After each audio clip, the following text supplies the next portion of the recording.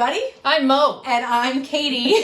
This is the Mo and Katy Show. Thank you for tuning in. If you tuned in looking for, maybe the most current lottery numbers, you've turned into, it's the wrong place. Oh. You're on the wrong place. Right. I'm sorry.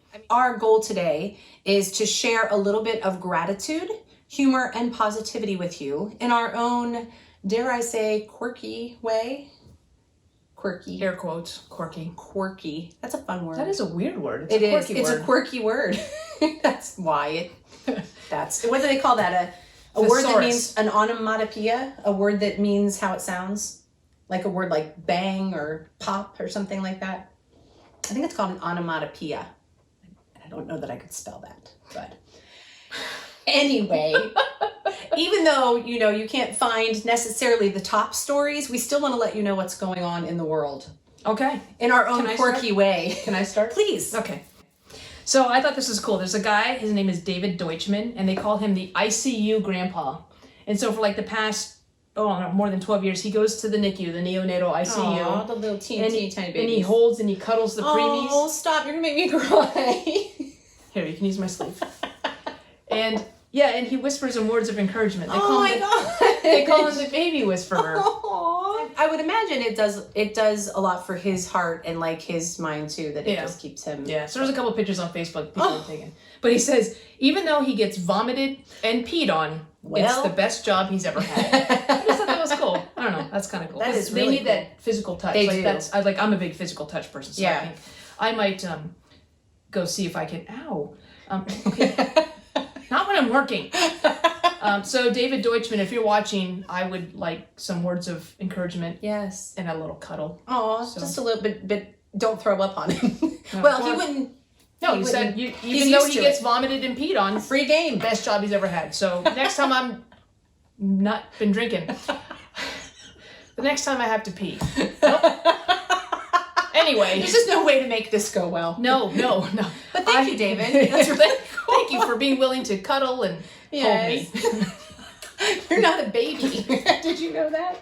I still need words of encouragement. Okay, all right. I need my cuddles too. Well, speaking of babies, actually, this has nothing to do with babies. Nice transition. Speaking of segues, babies on segways next week. Ooh, that would be fun. That's something I would like to do someday is ride a Segway. I've never ridden one before. I'm partially excited to do it and partially scared I'll fall off and die.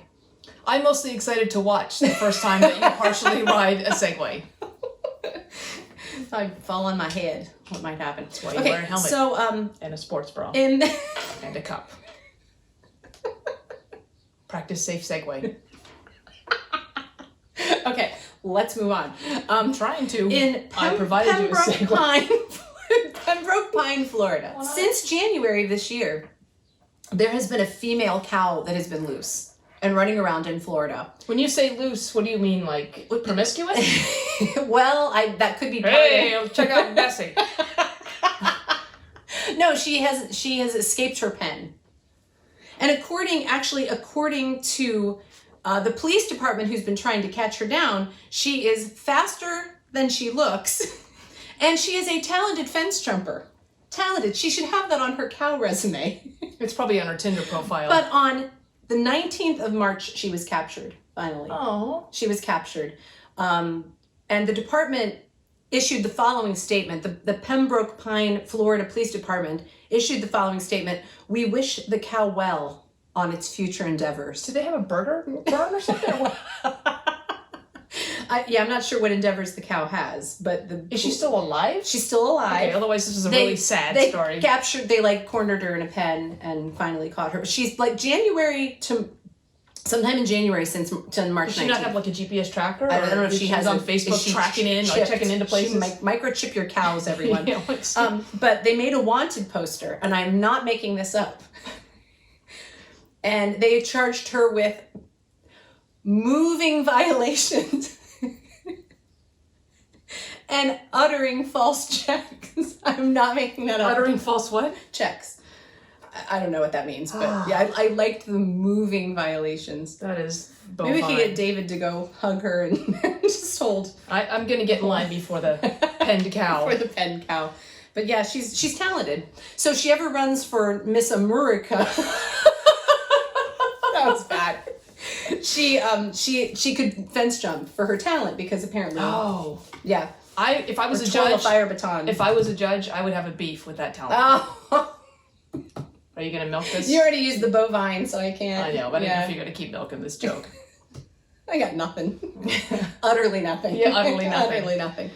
So yeah, next time you're in Pembroke Pines, find the cow and give her a hi, whatever. Hoof. Do cows have hooves? Is that what they have? Okay, I know nothing about cows. Anyway, would you like to hear a weird fact? I felt like that was a weird fact. Well, and this is actually something that I didn't think was weird because I'm a voice teacher, so in my line of work, this is something that I was actually aware of. Did you know that you cannot hum and plug your nose at the same time? I'm not falling for this again. I'm serious. I'm not falling for it again. I'm serious. Well, and the reason, and I'm not gonna go too crazy voice teacher on you. She's gonna go crazy voice teacher on us. When you do a hum, you're actually singing through your nose. No, you have to do it. Come on, do it for real. Commit. Well, don't look over there. Commit. I ran out of air. You could go. You can do a song that way. Are you going to? No. Okay, so let's just backtrack. Nobody needs to hear that. Before we jump back over this fence, because the cow jumped over the moon in Pembroke Pines, Florida. What's the weird fact? You can't hum and jump over a fence at the same time? No, you can't hum with your nose plugged. You can't hum with your nose plugged. Yeah. And ironically, if you're mooing, the M sound is also what's called a nasal consonant. You can't do that. Yeah. So it's kind of the same thing. Humming and mooing are very similar. Oh, I mooed a song the other day. Did you? Yeah. That puts me in a bad mood. They were still milking this one. Yeah, and we're back.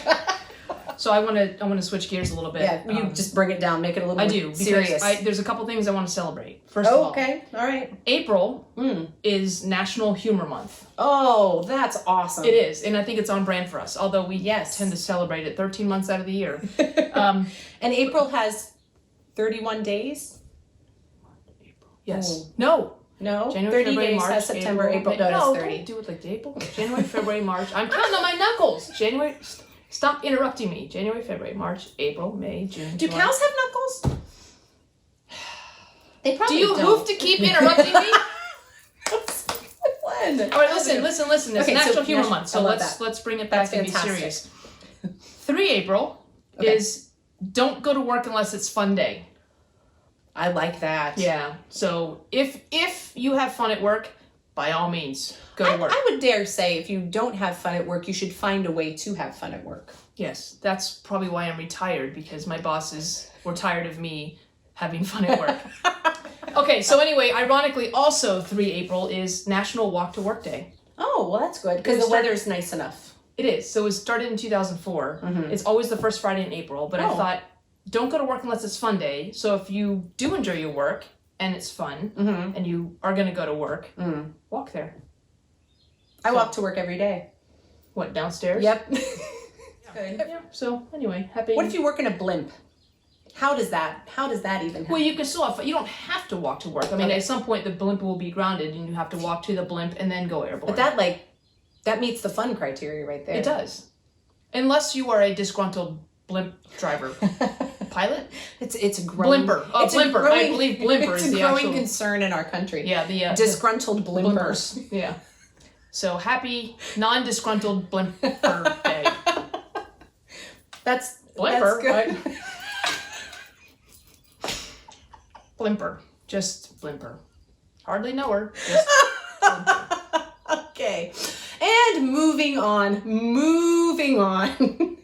One thing that we really enjoy also are board games. I like board games because I just like that they make you think strategically and you learn, I think you can learn a lot about somebody by playing a board game with them. Sure. I like board games because I'm competitive and I will cheat if I have to. Play to win, cheat if you must. You heard it here first. That's just a good way to live your life. I know. If you're not cheating, you're not trying. Don't do it, kids. But I was telling Mo, because we were playing this the other day, and I was telling Mo that I like playing games with her because she's competitive, but she's not mean. So different than what you may be observing right now. She plays to win, but is not mean about it. And she is What's the game? She is graceful in both victory and loss. And unfortunately in this game there was more loss than victory. So someone here is not a graceful winner. So this game is called Sequence. It was fun. And it was challenging. It was exciting. It's Sequence. Okay? It is a card game, but it's not really a card game. It's really more of a board game. I just dropped the lid. So this is the board. And these are the cards. Yes. It's a double deck of cards and a board. And then you have, these are chips, but Mo calls them pucks, which I think is really cute. So these are chips, and when you lay your card down, you put your chip on the board, and you try to get 5 in a row, and 5 in a row is a sequence. What I did find successful, we played probably 7 games. I think so. I won 1. The last one, the most important one. And the reason I won, and this is just a tip, and you will not find this in a lot of online things about... there's not a lot of game hacks with sequence, but I'm going to give you one here. If you anthropomorphize your chips or your pucks and you give them a talking to ahead of time. There was a pep talk. There was a pep talk with the people because one thing is as she's trying to build her sequence of 5, I can block and sometimes I have the opportunity to remove some of hers. Which she did with quite great fervor and enthusiasm. I did. And also when Katy went to go get her cup of coffee, I looked at her cards. What? When Katy went to get her cup of coffee, I looked at her cards. You cheated? I said. Here, I thought you had a rock solid strategy. Well, my strategy of cheating also did not work. Was that one of the games that you lost? Well, there were 6 of them. I mean, one of the games you didn't win. Anyway, if you anthropomorphize your pucks and you have a staff meeting ahead of time, you're all hungry. Yeah, this is blue 1, Jerry. blue 2, blue 3, George. Yeah, but yeah, if you have, why are you assuming they're all males? You didn't let me finish my list. Terry, anyway, Pat, Chris, Jean. Yeah, if you have a staff meeting in the locker room ahead of time, and then you kind of keep them isolated as it gets them distracted if they can see the other pucks. She actually built a barricade. I built a puck wall because I think these guys needed to be focused and get on the board. And it worked. It did for that one game. Cheating, however, did not seem to work for me. The 6 times that I employed it. Cheaters never prosper.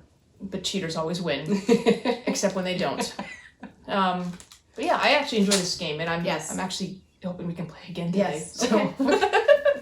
We'll see. It was fun. Keep an eye on my cards this time, apparently. Yeah, well, don't go get coffee again. Or take I always am getting coffee. I know, but take your cards with you. Okay, take my cards. Anyway, Trust no one. That's the board game. All right, so, another thing that we have in common that we like, and again, we're just going to talk about things we like because it doesn't make sense to talk about things we don't, is music. And we are both, especially 80s music, is a favorite because of the era in which we grew up. That's all I'll say about that. That was a really grammatically correct, well articulated sentence. So the problem is back in the 80s when we listened to music, and even now, people think that they hear the lyrics in it with different words than they actually are. And do you remember getting a cassette and they called it a J card? It was a little piece of cardboard that curved inside the cassette case, and you pull it out and the lyrics, which were so easy to read because they were about the size of a grain of rice. Yeah. But we had young eyes. Was that an Asian joke? No. We had young eyes then. We could read them. So I'm going to read you a lyric. And I want you to try to guess what maybe the misheard part of the lyric was. Okay. Okay, and I'm going to try to probably stick with songs that you know, because then we can sing them.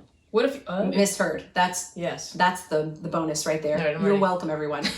So Bohemian Rhapsody, good song. Is this the so the lyric is "Spare him his life from this monstrosity." What do you think? Maybe someone heard instead of "Spare him his life from this monstrosity." Monster University. it's a little Pixar. Yeah, the years don't really. No, it's saving his life from this warm sausage tea. That's not even. One second. Saving his life from this warm sausage tea. And then Okay, sorry. Warm sausage tea is not even a thing. Why would you? Warm sausage tea. Well, that's what they heard. So okay. ABBA. Dancing Queen, another good song. See that girl, watch that scene, dig in the dancing queen. What maybe would someone hear those lyrics as? See that girl, watch that scene, dig in the dancing queen. Yeah. Dairy Queen? Oh, Dairy. Well, that would be good. Yeah. Now I want a blizzard. Okay. See that I want girl, some warm sausage. See that girl, watch her scream, kicking the dancing queen. See that girl, watch her scream, kicking the dancing queen. That's not nice. Wow, that was violent. I know. Who knew ABBA was so violent? Right? How about Sweet Dreams, Eurythmics? Eurythmics. Good 80s song. Sweet Dreams are made of these. Made of cheese. That's it! Yeah! That was right! Who am I? To disagree. Travel the world. And the cheddar. Everybody's shredding for something. Some of them now. want. Okay, Johnny Nash's I Can See Clearly Now. Good song. I Can See Clearly Now, the rain is gone is the real lyric. What do you think maybe that was heard as? I can see clearly now. The grain is gone? It's, I can see clearly now, Lorraine is gone.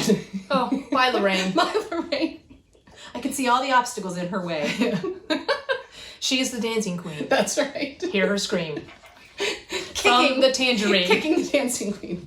And there's cheese in there somewhere. Yeah. The Beatles. Yeah. Iconic. I Want to Hold Your Hand. Thank you. You want to? I do. Oh. What might be instead, I Want to Hold Your Hand could be what? I want to be your man. I Want to Hold Your Ham. Here, Lorraine. Hold my ham. Sister Sledge's We Are Family.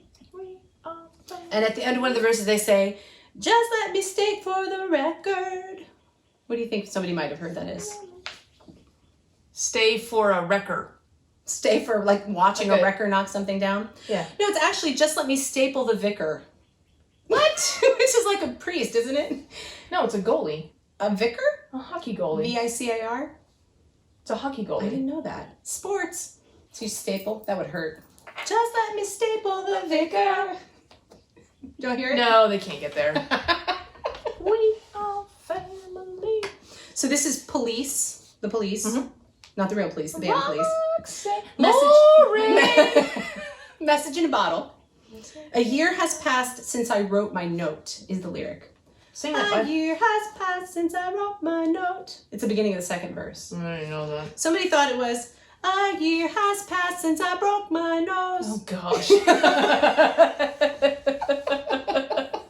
All right, let's do one more. Okay. This is Will Smith's Getting Jiggy With It. Getting Jiggy With It. Getting Jiggy With It. What do you think? No, not that part. The Oh, other part. The Getting Jiggy With It part. Getting jiggy widgets. That really doesn't change the lyric. I had this widget. So go back to the no. Kick a chicken with it. Kick a chicken with it. This is a violent show. Do it again. I want to sing it again because it's fun. Na. Kick a chicken. Kick a chicken with Kick it. a chicken with it. Kick a chicken. This is funny when you say it wrong. Kick a chicken with it. We hope that you've maybe found us, even maybe a quarter of as amusing as we find ourselves. But Well, there's that. But as I mentioned, gratitude, humor, positivity, they're all really important to us. So we want to end today's podcast with a quote about gratitude. Sweet. So today's quote is by Amy Collette, and it is, gratitude is a powerful catalyst for happiness. It's the spark that lights a fire of joy in your soul. I like that. I like that a lot. I like the word catalyst too. So. Yeah, something that changes without being changed. That's the definition of a catalyst. I'm gonna look that up. Thank you for tuning in to the Mo and Katy Show. Yay! Be thankful, keep laughing, and stay positive. All right. Cool. Okay, bye. Okay, bye.